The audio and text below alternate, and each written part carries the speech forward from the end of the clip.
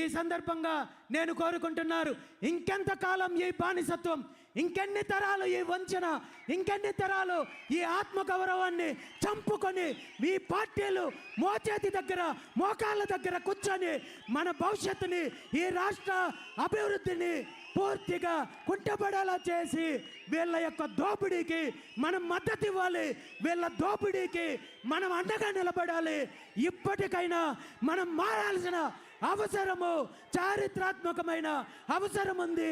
మీరందరూ కూడా ఆలోచించాలని చెప్పి ఈ సందర్భంగా ఈ దోపిడీ పార్టీల్లో ఉంటున్న బీసీ నాయకులను కోరుకుంటున్నాను. నాకు తెలుసు ఈ పార్టీల్లో ఉన్న ఏ ఒక్క నాయకుడికి స్వతంత్రం లేదు, అధికారం లేదు. కేవలం పేర్లు పెట్టుకోవడానికి మాత్రమే ఈరోజు పదవులు ఇస్తున్నారు తప్ప మీ పరిస్థితి ఎలా ఉందో నాకు తెలుసు. కాబట్టే ఈరోజు మీ అందరికీ పిలుపునిస్తున్నాను. మీరు ఆలోచించి ఒక్క అడుగు ముందుకు వేయండి. ఈ దోపిడీ పార్టీలను బంగాళాఖాతంలో కలిపేయడానికి నేను సిద్ధంగా ఉన్నానని చెప్పి ఈ సందర్భంగా తెలియజేస్తున్నాను. మీ పెద్దరికానికి, మీ గౌరవానికి ఏమాత్రం ఆటంకం లేకుండా మీ స్థాయిని పెంచే విధంగా నేను మీ అందరి ముందుంటాను. నాలో ఏవైనా, నా నిర్ణయాల్లో ఏవైనా లోటుపాట్లుంటే, తప్పులుంటే మీరు దీన్ని గుర్తించినట్టయితే సరిదిద్దుకోవడానికి నేను సిద్ధంగా ఉన్నాను. ఈ 2 తెలుగు రాష్ట్రాల్లో ఉన్న బీసీ నాయకత్వము ఒక్కతాటిపైకి రావాల్సిన చారిత్రాత్మకమైన అవసరం ఉందని చెప్పి ఈ సందర్భంగా తెలియజేస్తూ, ఖచ్చితంగా భవిష్యత్తులో బీసీలకు రాజ్యాధికారం వచ్చేంత వరకు ఆంధ్రప్రదేశ్ రాష్ట్ర ముఖ్యమంత్రి పదవి దగ్గర నుండి, తెలంగాణ రాష్ట్ర ముఖ్యమంత్రి పదవి దగ్గర నుండి అన్ని స్థాయిల్లో బీసీలకు నిజమైన అధికారం రావడానికి మిగిలిన అన్ని వర్గాలతో కలిపి, దళితులతో కలిపి, కాపులతో కలిపి, వైశ్యులు, బ్రాహ్మణులు, అన్ని సామాజిక వర్గాలు, ఈ 2-3 పార్టీలు ఏవైతే దోపిడీ పార్టీలు ఉన్నాయో వీళ్ళ బాధితులే. కాబట్టి మనమందరము కూడా ఏకమవ్వాల్సిన చారిత్రాత్మకమైన అవసరము ఇప్పుడు వచ్చిందని చెప్పి ఈ సందర్భంగా మీ అందరికీ పిలుపునిస్తున్నాను. ఎందుకంటే ఈ పార్టీల వల్ల, వీళ్ళ దోపిడీ వల్ల, వీళ్ళ వంచనకి గురవుతున్నది ప్రధానంగా బీసీలు అయినప్పటికీ కూడా మిగిలిన సామాజిక వర్గాలను కూడా వీళ్ళు ఇలాగే వాడుకుంటున్నారు. దళితులకు ఆ మహనీయుడు ఇచ్చిన రిజర్వేషన్ల వల్ల వీళ్ళు పదవులు ఇస్తున్నారు. కానీ అదే లేకుండా ఉంటే ఈరోజు మంత్రి పదవులో, ఎమ్మెల్యే పదవులో, ఎంపీ పదవులో కాదు, కనీసము వార్డు మెంబర్గా కూడా ఈ దోపిడీ పార్టీలు అవకాశము ఇచ్చిండేవి కాదు అనే విషయాన్ని ఈ రాష్ట్రంలో, తెలుగు రాష్ట్రాల్లో ఉన్న ఎస్టీ, ఎస్టీ సోదరులు, నాయకులు గుర్తించాలి. ఇప్పటి వరకు 79 సంవత్సరాల నుండి రిజర్వేషన్లు అనుభవిస్తున్నప్పటికీ కూడా దళితులను కేవలము వీళ్ళ చెప్పు చేతుల్లో పెట్టుకొని బానిసత్వంతో వాడుకుంటున్నారు తప్ప అధికారం లేదు, అభివృద్ధి లేదు. కాబట్టి దళితుల్లో చైతన్యం రావాల్సిన అవసరం ఉంది. ఈ ఉద్యమంలో కలిసి రావాల్సిన చారిత్రాత్మకమైన అవసరం ఉందని చెప్పి ఈ సందర్భంగా పిలుపునిస్తున్నాను. దాంతోపాటు ఈరోజు సమాజంలో ఎక్కువ శాతం ఉన్న సామాజిక వర్గాల్లో కాపు సామాజిక వర్గం ఒకటనే విషయం మనందరికీ తెలుసు.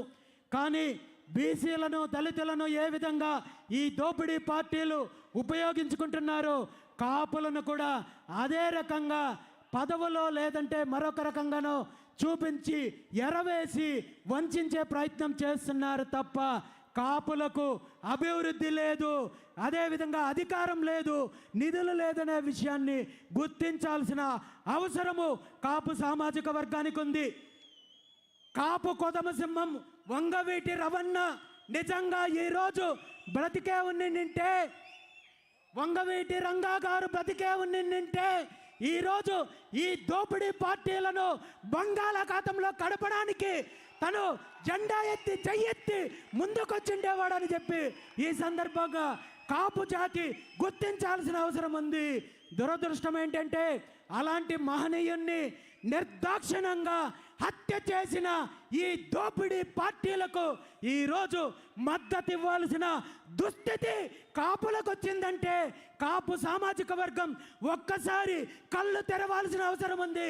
మనకు కావాల్సింది బానిసత్వమా అధికారమా అనేది తేల్చుకోవాల్సిన అవసరము కాపు సమాజానికి ఉందనే విషయాన్ని ఈ సందర్భంగా తెలియజేస్తూ, నిజంగా వంగవీటి రంగన్న ఆశయాలను కొనసాగించాలనుకుంటే మీరు ముందుకు రండి.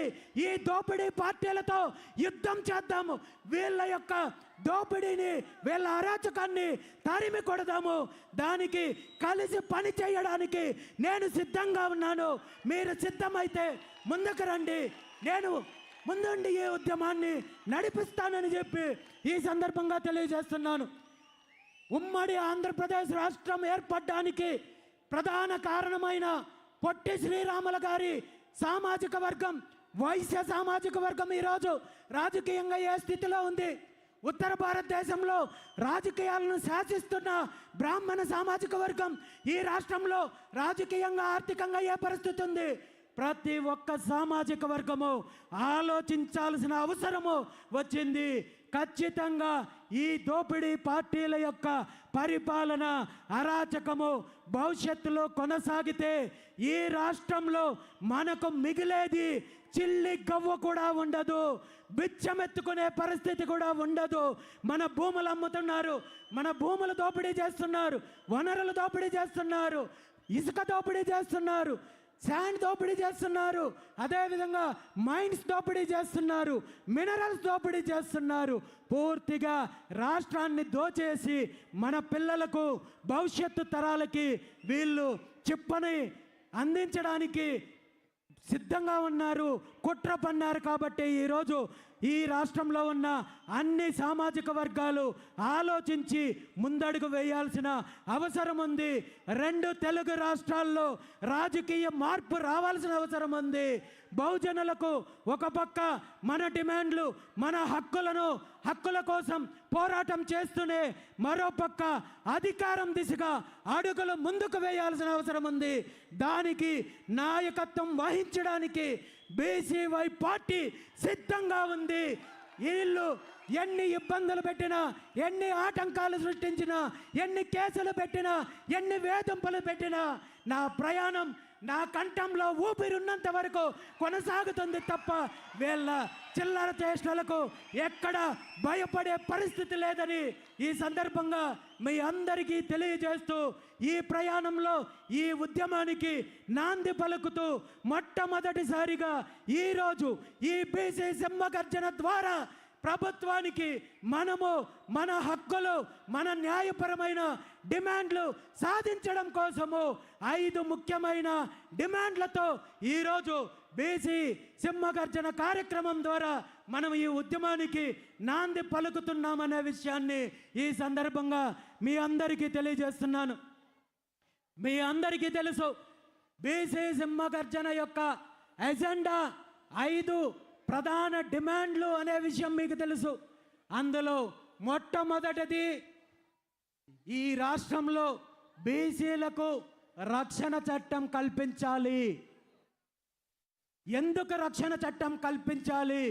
నిజంగా బీసీలకు రక్షణ చట్టం కల్పించాల్సిన ఆవశ్యకత ఈ రాష్ట్రంలో ఉందా లేదా అనే విషయము నాకంటే, మీకంటే, మనందరికంటే, బహుజనులందరికంటే, బీసీలందరికంటే ప్రస్తుత ముఖ్యమంత్రి చంద్రబాబు నాయుడు గారికి బాగా తెలుసు.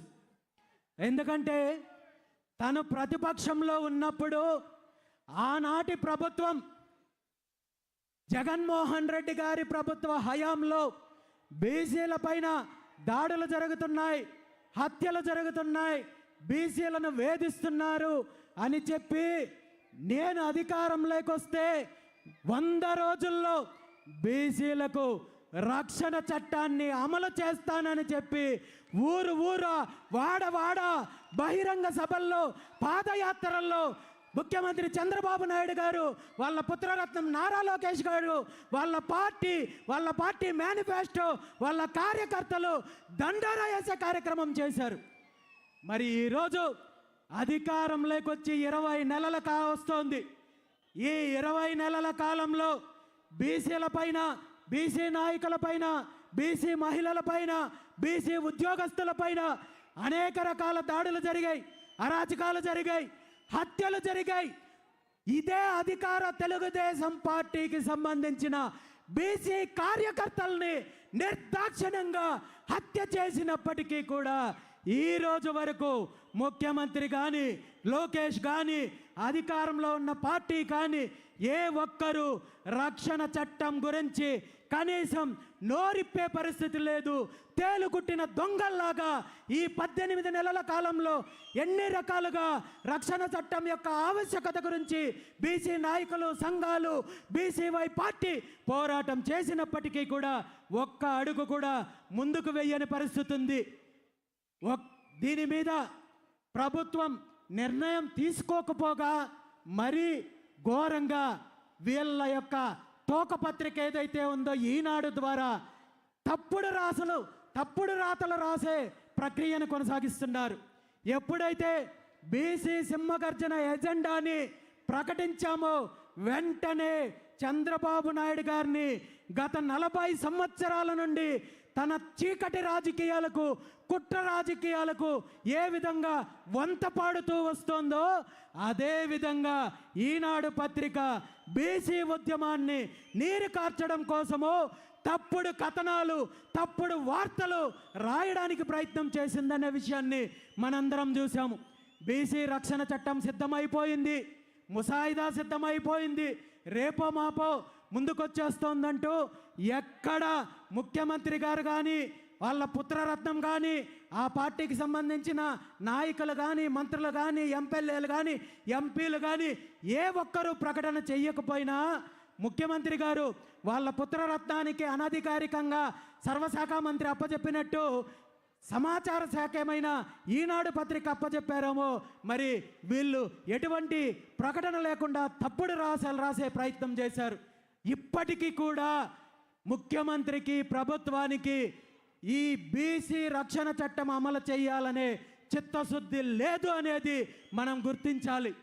ఇప్పుడు ఒక్కటే డిమాండ్ చేస్తున్నాను, ఇప్పటికైనా మీ కుట్ర రాజకీయాలు పక్కన పెట్టి వెంటనే బీసీలకు రక్షణ చట్టం కల్పించాల్సిన బాధ్యత మీకుంది అని చెప్పి ఈ సందర్భంగా ముఖ్యమంత్రి చంద్రబాబు నాయుడు గారిని డిమాండ్ చేస్తున్నాను. మరో ముఖ్యమైన అంశం ఏంటంటే బీసీలకు రాజధాని ప్రాంతంలో 1000 ఎకరాలు, కనీసం 1000 ఎకరాలు కేటాయించమని చెప్పి మనం డిమాండ్ చేస్తున్నాం.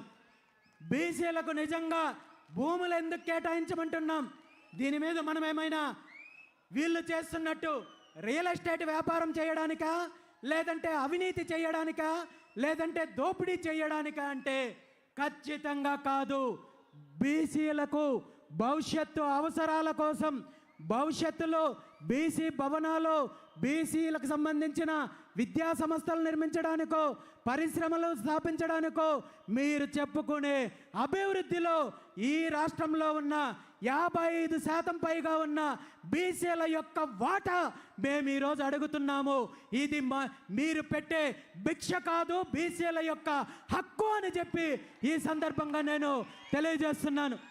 ఎందుకంటే ఉమ్మడి ఆంధ్రప్రదేశ్ రాష్ట్రం ఏర్పడినప్పుడు హైదరాబాదు ప్రాంతంలో వేలాది ఎకరాలు అభివృద్ధి పేరు చెప్పి, ఫిలిం సిటీల పేర్లు చెప్పి, ఇన్ఫ్రాస్ట్రక్చర్ పేరు చెప్పి, రియల్ ఎస్టేట్ పేరు చెప్పి, హోటల్స్ పేరు చెప్పి వీళ్లకు, వీళ్ళ సామాజిక వర్గాలకి, వీళ్ళ బినామీలకు, వీళ్ళ చెంచాలకు 1000 ఎకరాలు అప్పనంగా కట్టబెట్టే ప్రయత్నం జరిగింది. తెలుగుదేశం పార్టీ ప్రభుత్వం కానీ, అప్పుడు అధికారంలో ఉన్న కాంగ్రెస్ పార్టీ ప్రభుత్వం కానీ ఈ 1000 ఎకరాల భూపందారంలో ఉమ్మడి ఆంధ్రప్రదేశ్కి సంబంధించి హైదరాబాదులో బీసీల వాటా ఏమైనా ఉంది అంటే భూతద్దం వేసి వెతికిన ఈరోజు బీసీలకు సంబంధించి 1 సెంటు కేటాయింపు జరగలేదు. బీసీలకు సంబంధించిన ఎలాంటి కార్యక్రమం చేయాలన్నా ఈరోజు హైదరాబాదులో ప్రైవేటు హోటల్స్లోనో మరో ప్రాంతంలోనో మరొకరు దయతలిస్తేనో అక్కడ నిర్వహించుకోవాల్సిన దుస్థితి ఉంది. కాబట్టి అలాంటి దుస్థితి ఈరోజు ఆంధ్రప్రదేశ్ రాష్ట్ర రాజధానిలో మనకు రాకూడదు, మన పిల్లలకు రాకూడదు. అదే పరిస్థితి కొనసాగితే ఆంధ్రప్రదేశ్ రాష్ట్ర రాజధానిలోకి మనం వెళ్ళాలంటే టోల్ ఛార్జెస్ పే చేసి టోల్ గేట్ ఫీజు కట్టి మనము లోపలికి వెళ్ళే దుస్థితి వస్తుంది. కాబట్టి మనం మేల్కోవాల్సిన అవసరం ఉంది, మన వాటా తేల్చుకోవాల్సిన అవసరం ఉంది. ఖచ్చితంగా ముఖ్యమంత్రి చంద్రబాబు నాయుడు గారికి డిమాండ్ చేస్తున్నాను, ఈ అంశం పైన మీరు నిర్ణయం తీసుకోవాలి. బీసీలకు మీరు ఇప్పటి వరకు సేకరించిన 33,000 ఎకరాలు రెండో విడతలో సేకరిస్తున్నానంటున్నారు, మూడో విడత అంటున్నారు.